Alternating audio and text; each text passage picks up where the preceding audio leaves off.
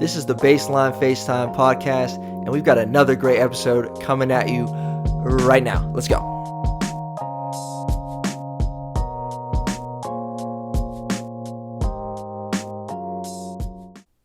All right, welcome back to the Baseline FaceTime podcast from a different looking setup this time, all the way from North Carolina at our parents' house. I've got another special guest returning. Back again for the second time, my brother, Zach. Yep, thanks for having me back. You ready to do this? Yeah, first time was a lot of fun. First time was a lot of fun. We got into a lot of different sports. We talked some NFL, I remember. Talked about the Lightning and the Buccaneers. Yeah, I said they could all have had a chance to win. Yeah, I'm putting you on the spot. The Rays were in it too. The Rays, so the Tampa Bay sports. I said all three could win. Yep. The Lightning won. The Rays lost, in the World Series? Yep. Yeah, and then the Buccaneers, they still got a chance. They still got a chance. So you're looking pretty good still with that. Not too bad. Not too bad, but as many of you know, the NBA season is back in full swing, picking up just a few days ago. Most teams playing 2 or 3 games to this point. So we're just going to jump into that. Some early news and notes around the league to know. So John Morant suffered an injury a day or two ago. X-rays came back negative on that ankle, so that's good. He's looking to be out 3 to 4 weeks. Kevin Love, calf strain, 3 to 4 weeks, looking for him for his injury timetable. Seems like he's always dealing with something, an injury of some sorts. And some surprise teams are leading the Eastern Conference right now. The Cleveland Cavaliers, 3-0, Orlando Magic, Indiana Pacers, and the Atlanta Hawks all sitting at 3-0 atop the East. What do you think of that? It's early, but, never hurts to get off to a good start. And, in the East, you don't even have to be 500 to make the playoffs. So that's true. They're taking any win they can get. That's true. Yep. That's very true. So I think the way we're going to roll today, just as we go around the league, so we're going to look at a few teams and situations and people in particular. We're going to look at the Nets and kind of their new look there. We talked about them on the last episode, but they're an interesting team, that's for sure. We're going to talk about a crazy day around the league in Saturday, this past 2 days ago. What day was that? It was a Sunday. Sunday the 27th. Sunday the 27th was a crazy day around the league. We'll get into that. And update on the James Harden saga that is going down in Houston. And we'll get into a couple other things as well. But first, let's start with the new look Nets. So they've got a dynamic duo in Kyrie Irving and Kevin Durant. They looked really good out the gate, though they did drop their most recent one, I believe, to the Charlotte Hornets. What do you think of that duo? I mean, how many championships they got between them? 3? Something like that? Kyrie has 4. 4? Kyrie's got 2. Kyrie has 2? Right? I don't know. I forget. But yeah, they're both amazing talent. They have a lot of good supporting cast around them. Mm-hmm. I think it's just going to take some time for them to gel, kind of come together, find out what they really are. Mm-hmm. Who's the coach? Is it Steve Nash? Steve Nash, right. Yeah, there's just a lot going on. They just got to figure it out. But they'll get it settled by, quarters way through the season or something. Yeah. And, they have potential to wreck. Well, they blew a team or two out. Yeah. Whoever they opened with the Warriors, they crushed them. Then they played, I forget who they played in the second game, but they looked really good. I think, and I said this on the last episode, but imagine being Steve Nash. You come in, a rookie head coach, you're a few years out of the NBA. Obviously, everyone respects and loves Steve Nash, but you come into this situation and you get to coach Kyrie Irving and Kevin Durant, who are two that probably don't need a whole lot of coaching. Right. You have 2 guys out there who you can just say ISO at the end of game and give them the ball and see what can happen. I mean, I would love to be Steve Nash. I think the biggest thing with those 2 guys in particular, and KD and Kyrie, they're just 2 of the most uniquely gifted scorers that the game has ever seen. Would you agree with that? I mean, they're probably top 10 all time just in how gifted they are on the offensive end. Yeah. On the other side of it, you're in Brooklyn, got a lot of pressure. You have Kyrie and KD, so you're expected to win. So as long as Nash, holds up his end of the bargain, it is a lot of pressure. I think they'll be good. I think they'll be probably top 4 team in the East. Yep. So I think they should, and if they don't, then that's a bad right. year regular season wise. Do you right. think Eastern Conference, what's their ceiling? So what's their ceiling, and then what's a bad year for the Nets this year? Like in terms of how deep they go in the postseason and how short they fall in the Yeah. postseason. Ceilings, I mean, health, because these guys get kind of banged Very up true. along the way. They have, Achilles injury, and, for Durant, that's always hard to come back from. It was Achilles, right? Yeah. Yeah. Mm-hmm. So then I would say NBA Finals, make it. It's probably the ceiling. Okay.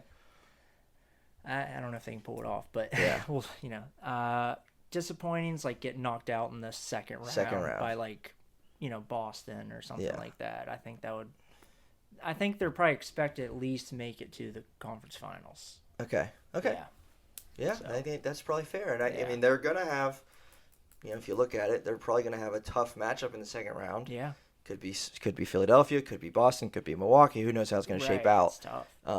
First round, looking at maybe, who knows, Atlanta, the Wizards, Indiana, Cavs, Magic, Hawks. The Cavs, Magic, or the Hawks, the surprise teams out in the East. Colin Sexton and Darius Garland leading the Cavaliers right now. They're looking good. They crushed the Philadelphia 76ers a couple nights ago. I listened to it on the radio while I was driving here, and that was just depressing. But that was an upset Central Sunday. So let me tell you the other games that happened that day. The Hornets beat the Nets. The Cavs over the Sixers. Again, it wasn't close from about halfway through the second quarter on. It was about a 15, 20-point game, and it pretty much stayed there. The Knicks crushed the Milwaukee Bucks by 20. Surprise there. And then the Mavericks steamrolled the Clippers, and I think in like a record-setting first half. It was like literally it was in the 70s and the 20s at some point. 77-27. 77-27 at halftime. Yeah. The largest deficit in the shot clock era or something. That's insane. Yeah. And you think about the team that happened to. Right. In the Los Angeles Clippers, who, of course, are still among the NBA's favorites and looking to be a top 2, 3, 4 seed out in the Western Conference. Let me just throw something at you off of that. So, what's your take on Paul George? They make fun of him all the time, and if he does well and he plays well, you hear crickets. Right. He never gets any credit. He's playoff P, pandemic P, whatever they want to call him. He just doesn't get credit when he plays well again, and he gets a lot of backlash when he plays poorly. What's your thought on him? Is he top 10 player in the NBA? That's tough. I'm probably in that same category. I just trash him when he doesn't do well, but I don't know. Being paired with Kawhi and being in LA, and Kawhi handpicked him. Yep. That's putting a lot of pressure on him. So he's to me probably in the 10 to 15 range in the NBA. But you've seen moments where he's shined, and then moments where he's just doesn't score in the playoffs and stuff. So that Game 7 against the Nuggets after the 3-1 lead, I mean, he and Kawhi were both like 2 for 17 or just something really, really bad. He had that shot off the side of the backboard they got made fun of. Yeah. He had the pass in the opener against the Lakers this year. Yeah. He threw it to the ref. There's always something funny going on with him. I liked him in Indiana. I thought he was... When he was the guy. Yeah, he was the guy. They forced LeBron to, Game 7, I think? Yep. And he had that horrific injury with Team USA. Yep. So you felt bad for him then. Yeah. But he's just an interesting guy. I still, again, it's always easy and fun to make fun of him, but, he's a pretty elite player in the league, that's for sure.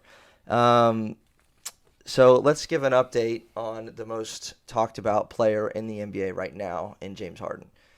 The saga continues for him. The Rockets are 0-2, where they currently stand. Harden has played in both of those games. And listen to some of these numbers that he has put up in those first 2 games. Again, he's fresh out the strip club. He's fresh out of Atlanta and LA, where he didn't practice with Houston at all, I don't think, in training camp. He didn't show up. It was a question of whether or not he was even going to play in the first game. He ends up playing, and in the very first game against the Blazers, which went to overtime, he and C.J. McCollum were going back and forth. Both of them had 40-plus.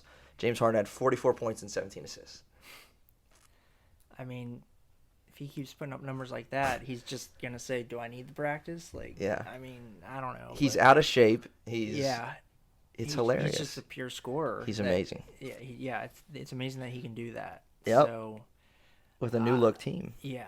Exactly. They're still trying to get Wall incorporated and everything, and just I don't know. So they're 0-2. Yep. Then a couple days later, But he's still be getting his numbers. they played the Nuggets. He had 34 and 8. He had 28 at the half. 28 at the half. Yeah. And I think 21 in the second quarter. Yeah. Jokic had a humongous game. 19 points, 18. That is a correct stat. 18 assists, not rebounds. 18 assists for Jokic. That's insane. That is. And 12 boards. So just your thoughts. I know I've expressed it, before on maybe the previous episode. But what's your thoughts on James Harden as the saga continues? Where do you see him going? Is he going to stick it out in Houston? Should he go to the East? Where would be a good fit? I mean, he doesn't want to be in Houston, and yet he's still producing at that high clip. So what's your take? I mean, what's his ultimate goal? To put up numbers or to win a ring? That is an excellent question, and I don't know. Yeah, I don't know either. So you can't tell. The West is tough if he wants to get a ring. Yeah. But he could just be on the Rockets, put up, 35 points a game, average all year, and they get like the 6 or 7 seed in the West and just bow out in the playoffs early. But I don't know. They took the Warriors to 7 a couple years ago, Yeah. right? Or when and Chris Paul got hurt. Was that the 73-9 team? But no. No, I think it was the year after. The year after that with KD. Yeah. They took him 7. And then Paul got hurt, right? And then they were saying like if he didn't get hurt, that they would probably. Well, the have Warriors a had better some chance. injuries and across. The Spurs had injuries. The Cavs had injuries when they met him in the playoffs. Yeah. So do you think James Harden, regardless of what he wants to do, how do you, if you had to predict, how do you think it's going to play out? I'd say he's probably going to leave. Okay. And go to a big market team in the East. Okay. Whether that's like the Nets, the 76ers. Yep. I don't know who else is in play. It looks like those two. The Miami Heat, I think, they're like not willing to give up Hero or something. Yeah, I think they stopped trade talks. So, hypothetically, he goes to the Nets or the Sixers, one of the two. Without me telling who they give up in return, does that automatically make that team the favorite in the Eastern Conference for you? Whatever team, one of those two, the Bucks, whatever. Yeah. Are they the favorite? I think they are. I would say yeah. I mean, just so. look who he would be paired with. Yeah. Hypothetical. Yeah. If each team gave up like a player that you would think that they've been giving up, you hear in the rumor mill everything. 76ers would have to give up Simmons. Yep. But then, we'll get into that. Then you pair Harden and Embiid. Yeah. The Nets have to give up Kyrie. Okay. So, but then you have Harden and Durant. Part 2. Like that's like, yeah, they were on OKC, right? Yeah. As if a Kyrie Durant duo could get better, it absolutely would. Yeah. If you plug him in for that's not plug him in with Harden. Yeah, you would think. Yeah. You would think they'd be the favorites. So There's a funny story that leaked yesterday surrounding James Harden. So Daryl Morey, the new president of the Sixers, Harden like this time last year set some sort of assist mark record kind of thing, and Morey basically tweeted like a flashback, like congratulations, 1 year ago today he got fined $50,000 I think for it, because obviously there's a lot of talk. Morey was in Houston, the prior president there. There's a lot of talk of James Harden possibly going to Philadelphia, just kind of like wow, something so subtle like that. I just don't know what is and what isn't tampering. Like he's just on his Twitter account, like just. You can see it being a little like. Still. Yeah. And it's not like he said. Can he send him like a personal text? I don't know. Would that be tampering? Like I don't know. Probably. I don't. Well. Yeah, I guess I don't know. Yeah. Because he's still with the Rockets. The only way you get him is a trade. It's not a free agent where you can just talk to him. Right. It's a weird situation. Yeah, I don't know what and I don't know what their relationship was like in Houston. I'm guessing that they were pretty close. Yeah. Because of just.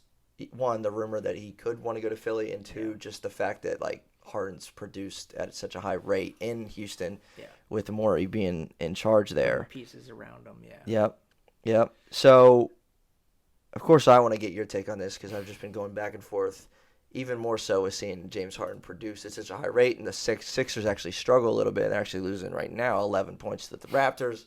Again, we just got blown up by the Cavaliers, so it makes me think. And Ben Simmons is a phenomenal player.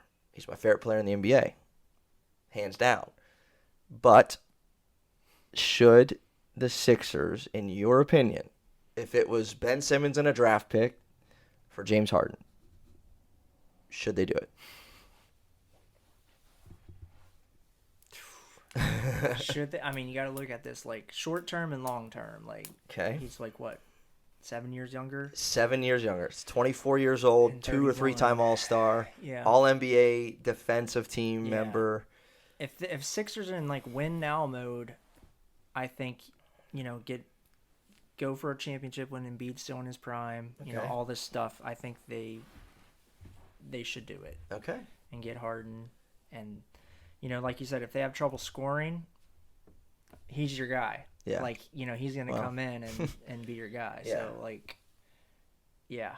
I mean, Simmons does a lot of other things really well. Mm-hmm. He's a triple-double machine. It's just like, He's elite at every yeah. category, Yeah. offense, defense, Yeah. except shooting. But if they're Yeah. struggling to score, this is probably the fix. That's true. It'll fix it. So There's no doubt about that. they I might think, lack in other things, but Yeah, I think you bring up an interesting point in the fact that if the Sixers are in win now mode, yeah, and again, Simmons is elite, yeah, great player, but pairing James Harden and Joel Embiid together is just a different animal. yeah, Harden has not had a center like that. right, They automatically jump into just one of the top duos in this league, and we'll get into that actually later on. But I think if the Sixers were to do it, and they had to give up Ben Simmons, they've been unwilling to do it in trade talks so far. Morey has said, we are not trading these two guys.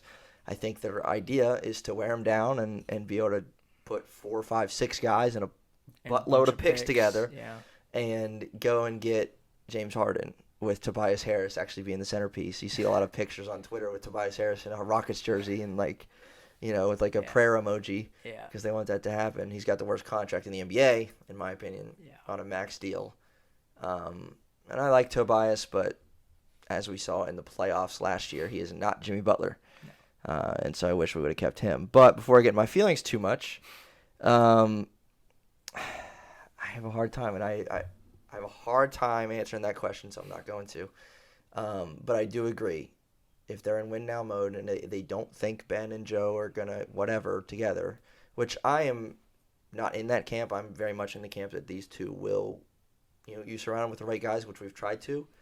I think they'll get it done. I think they'll be a really, really good contending team in the NBA. So we'll see how that plays out. Any other thoughts on James Harden? How do you think, like, if somehow they manage to not trade Simmons, how do you think Simmons and Embiid and Harden work together? Don't care. They'll just make it work. It better work. They'll just make it work. Yeah. It better work. Or it'll set them back. Like, Yeah. I don't know. That would be amazing. I mean, Yeah. it literally doesn't matter who else is on the team. I mean, I don't care who we give up. If that were to happen, that'd be insane. Yeah. Something else that we talked about the last time you were on, was it we were in the NBA Finals when you were on, or Eastern It was Conference? it was right before the Conference Finals. right before the NBA Finals. We made like our predictions. We knew who was in it. Yeah. Okay, so we knew it was Miami and the Lakers. Yep. We talked a lot about LeBron's legacy and the impact that a fourth ring would have for him. Yep. We know he's got that now. The Lakers, if anything, they got better, which is scary. You'd never see a finals team get better. If anything, they get worse or they stay the same. They got better with Montrezl Harrell and Schroeder and those guys. So I think the Lakers are the favorite to repeat. And what would a fifth ring do for LeBron? Do you remember if we got into that conversation last time? I think I did. I think, I said if 4, he's close to Jordan, because that's the era I grew up with. And, I had just got done watching the Last Dance and everything. Yep. So it's like, so then I think I did say something like the fifth would probably make it 1A, 1B or something. You did say that. Yeah. I think that's exactly I think I what you said it was 1A, 1B. And then, basically take your pick, depending on what generation you're from. They did different things, but, at the end of the day, he would be what, 5 and 6 in Correct. the finals. Jordan would be 6-0. So you can look at that both ways. Like, Jordan didn't make it 11 times. Exactly. But Jordan never lost. You can look at it either way. You're right. But yeah, I mean, LeBron teams have been in this situation before. Like, they come in as the heavy favorite, and I think that first year Miami, like 2010. Yeah, that's a good point. And they lost to the Mavs. Was it the Mavs No, the first year? Sorry, 2011. Yeah, I think they lost the Mavs. They beat the Thunder. They beat the Spurs, and then they lost to the Spurs. Yeah. And then he left. Yeah. Right. So like, they've been in the situation before where his team's just a heavy favorite and they lose, and should that impact his legacy too? Like, if he has this super team, and I think so. I mean, he's got Anthony Davis as his teammate. They're the heavy favorite. 4-7 looks a lot worse than 5-6. That's for it sure. Really does. Like, especially for a 35-year-old, 36-year-old LeBron James, it looks a lot worse. And I think like a couple years back, Tom Brady was in like the same scenario. Yeah, he was like 5-3 or 5-3, and I was thinking in my head like 6-3 is like really good. Two, like the helmet catch, and then the Manningham, and then the Philly special. Those are his 3 losses. Yeah. And then I was just thinking, 5-4 is like, you made it there a lot, but did you win a ton? Not, but 6-3, that kind of cemented him. True. Oh, yeah, absolutely. So even with LeBron, like, just 5-6 is a lot better than 4-7. Like, and you heard the GOAT word passed around a lot with Brady when he got 5. Yeah, but it became really, really heard it all the time when he got 6. Yeah. A 5th ring for LeBron. I 1A, 1B. Yeah. I can agree with that. I do think he's a favorite this year. I think that Anthony Davis, I think we probably talked about this, he's probably his best teammate ever. And that's no hate to Dwayne Wade, but Anthony Davis is just different. Yeah. and Kyrie Irving, the same thing. So, I think they're the favorites. But they are in a tougher Western Conference this year. Oh, yeah. You got Dallas, you got the Clippers, you got the Nuggets, you got the Blazers, sort of, maybe, kind of. You got the Suns, who got Chris Paul. Maybe. You got the Rockets. Who knows what they're going to look like at the end of the year? But if they have James Harden, they got a shot. You got the Warriors, who have struggled a little bit out the gate, trying to figure out without Klay Thompson. Yeah. People are saying maybe he was the glue that held it all together for them. Not KD, not Steph, not Draymond, but Klay. Yeah, the Klay. He was the Klay that held it all together. Yeah. But that just shows how fast a dynasty can like close too. Like, it's beautiful. Yeah. I love it. So speaking of duos, we talked about LeBron and AD. On the last episode, so Zach Lowe, I think, or something. That's not his name. I forget who it was. Zach Lowe's another podcast guy. But he released his top 10 NBA duos. Yeah. And it was an interesting list. I want to hear your top, whatever you want to give me, 5, 10, whatever it is. All right. So featured on that list real quickly, LeBron and AD at 1, to no one's surprise. KD and Kyrie 2, Kawhi, PG, Giannis, and Middleton.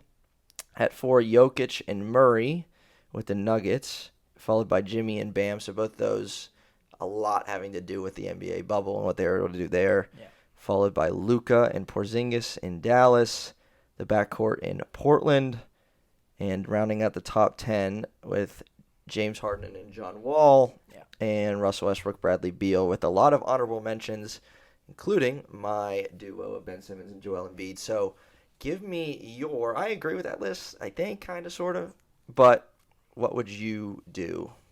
Well, I just want to say, like, you take, like, the first guy in the duo, and you could pair him with anybody, and, like... Tobias Harris. Right.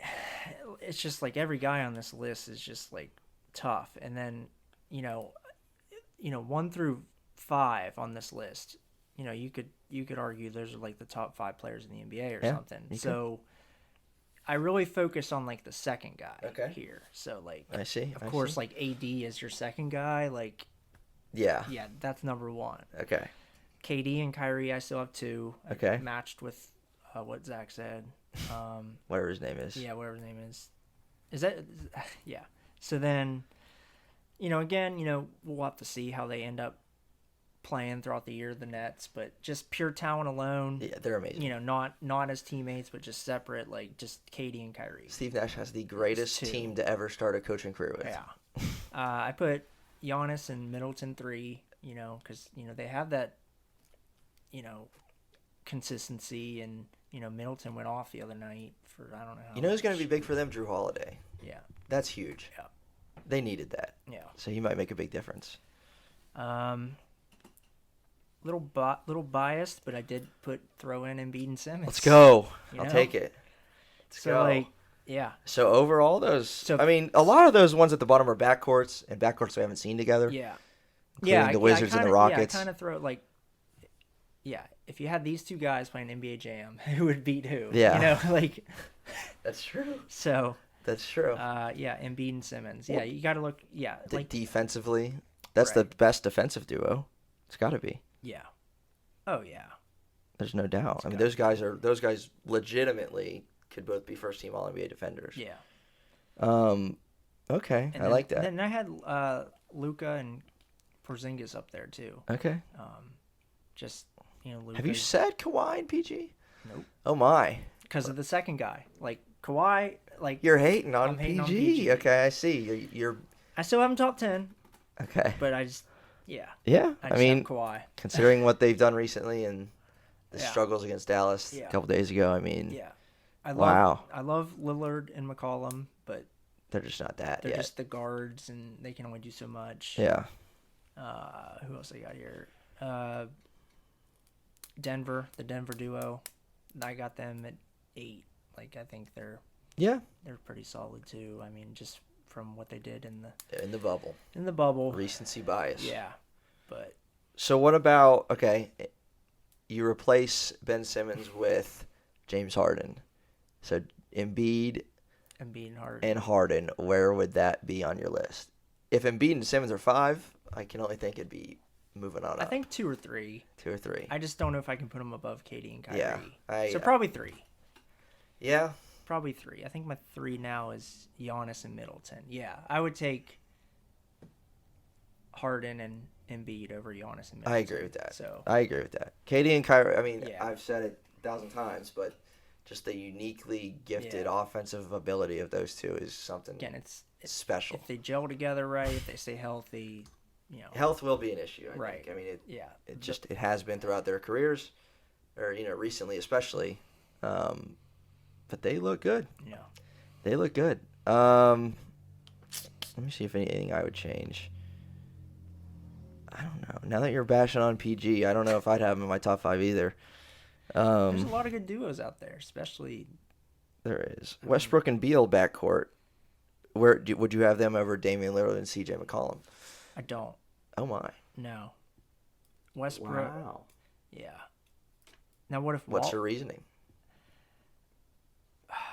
Westbrook and Because Beal- Lillard's the best out of those 4. Is that out of Ye- those 4 guys? Yeah. Yeah, Lillard's the best out of those. Westbrook. He does a lot. I know he said like the triple double record and everything. I just I don't know. I'm just He had 2 triple doubles out the gate in his Yeah. career with Washington. yeah. I don't know. Just maybe I don't trust Washington enough to rank them higher. Yeah. Even Yeah. though that kind of played into it all too. Team. I had we have Booker and Paul on here too, but I rank them last Yeah. just because of the other team around them. True. I just think that they can only True. get so far with those guys Yeah. going off every night. Yeah, and your duo is gonna. Yeah, it does matter. The team around you, obviously. Yeah. Huh. Very interesting. Yeah. I think that's all we've got. But we'll have another episode coming up soon. Again, the NBA season is well underway. COVID hasn't seemed to be too much of an issue so far. Gosh, I look right now. Milwaukee Bucks up 39-17 on the Heat, coming at us live. What day is today? It's a payback from the bubble. Tuesday. Yeah, it is payback. Giannis is probably dunking all everybody. Yeah.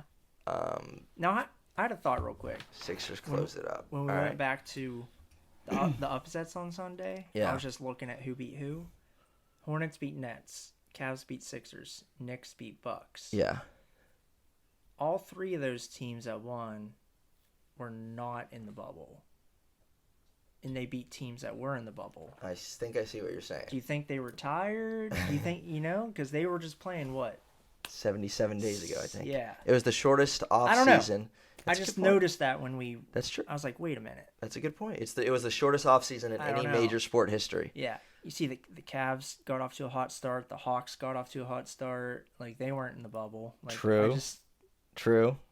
I don't That's know. a good. There definitely could be some truth to that. Could be, but they're all athletes. They're all, There could be. That's a good point. I think it's just going to be a crazy. So 72 game season, no fans in most of the arenas. It looks like. Yeah.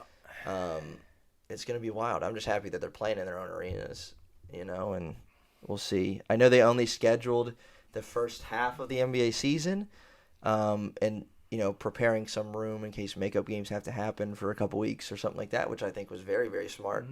Mm-hmm. Surprised other leagues haven't thought of that, or I don't think they have. No. But the NBA is back, and we will see. I'm willing to bet that James Harden will be another focal point of the next episode. We'll see if he's still a Rocket, or see if he's somewhere in the East, or see if he's eating wings at a strip club, or whatever he's doing. We'll see. But thanks for coming on. Thanks for having me. We'll definitely have you on again. Right. And first time you've done it in person. Yeah. So that's cool. Yeah. We'll be back. Again, this was episode 26 of the Baseline FaceTime podcast, and we will see you next time. All right. See ya.